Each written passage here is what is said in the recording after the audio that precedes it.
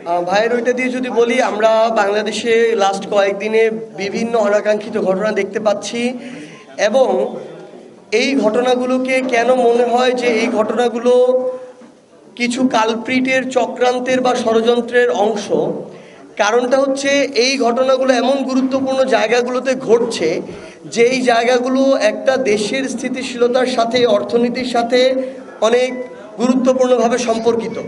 এবং এটা যখন সিরিজ আকারে প্রত্যেক দিনই একাধিক জায়গায় করা হয় এবং এমন গুরুত্বপূর্ণ জায়গায়, যেই গুরুত্বপূর্ণ জায়গায় এগুলো হওয়ার কথা নয় বা পূর্বে এগুলোর ইতিহাস দেখা যায় না, আমরা মনে করি যেই ফ্যাসিস্টদের, তোষামতকারীদের, দোসরদেরকে অন্তর্বর্তীকালীন সরকার খুঁজে বের করে শাস্তির আওতায় আনতে পারেনি, তারা এখন বিভিন্নভাবে ওই তাদের বিভিন্ন অডিও ভিডিও কলে যুক্ত হয়ে নির্দেশনা পেয়ে এই কাজগুলো করছেন।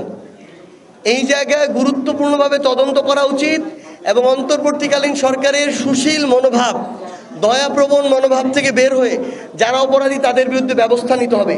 নাহলে গতকালকে এয়ারপোর্টে যে ঘটনা ঘটেছে, হাজার হাজার পরিবারকে রাস্তায় নামিয়ে দিয়েছে, তাহলে একজনের প্রতি সুশীলতা প্রদর্শন করে হাজারের অধিক পরিবারের প্রতি আমরা অন্যায় করতে পারি না।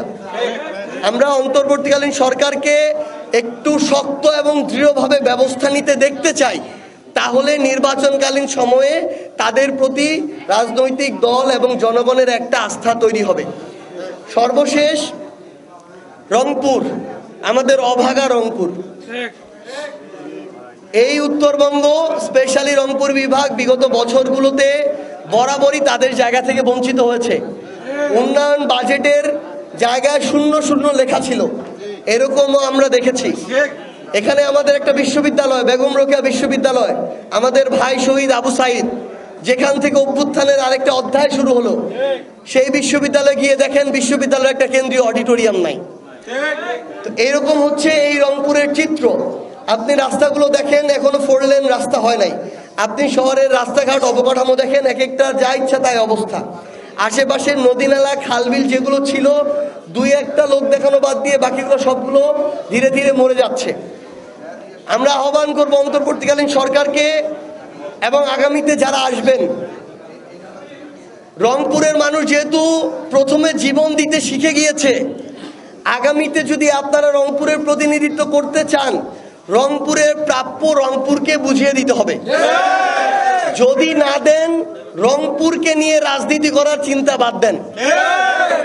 প্রয়োজনে রংপুরের মানুষ আলাদাভাবে তাদের জায়গা থেকে সিদ্ধান্ত নিবে যে আগামীর রাজনীতিতে রংপুর কোনো নতুন ভূমিকা অবতীর্ণ হবে কিনা, রংপুর কোনো নতুন অপশন বেছে নিবে কিনা। কিন্তু যে রাজনৈতিক দলই ক্ষমতায় আসুক না কেন, যারাই মন্ত্রণালয়ের মন্ত্রী উপদেষ্টা হিসেবে দায়িত্বে থাকুক না কেন, রংপুরের যদি প্রাপ্য রংপুরকে বুঝিয়ে দেওয়া হয়, তবেই রংপুরের জন্য আপনার দরজা উন্মুক্ত থাকবে। না হয় রংপুরের মানুষ ঠিক করবে আপনি রংপুরে কতটুকু গ্রহণযোগ্য হবেন, আপনার আশ্রয় রংপুরে হবে কি হবে না। ধন্যবাদ সবাই।